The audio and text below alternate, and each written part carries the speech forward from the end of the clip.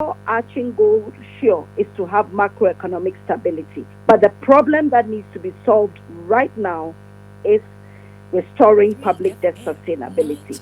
If the IMF do not get sufficient assurances and progress on this front, they cannot go to their board for any approval to get an extended credit facility to support our macroeconomic stabilization. Therefore, they have given us the prior actions that we must take, the structural reforms that will underpin the fiscal strategy.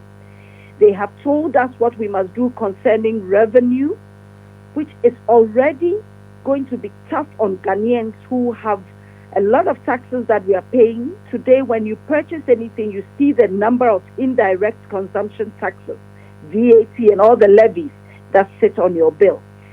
Also, we know that in the 2023 budget, there were an additional 23 tax handles that were going to go for approval and appropriation.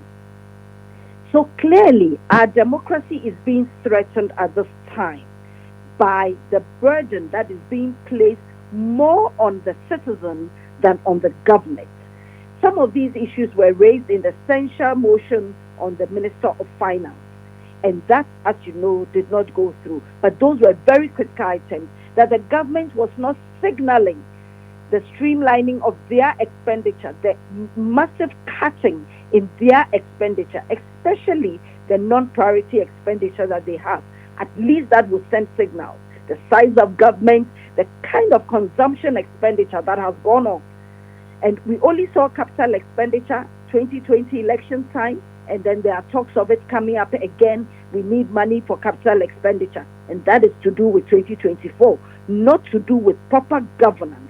And that's why the IMF spoke about the authorities showing commitment to further bolstering of governance and accountability.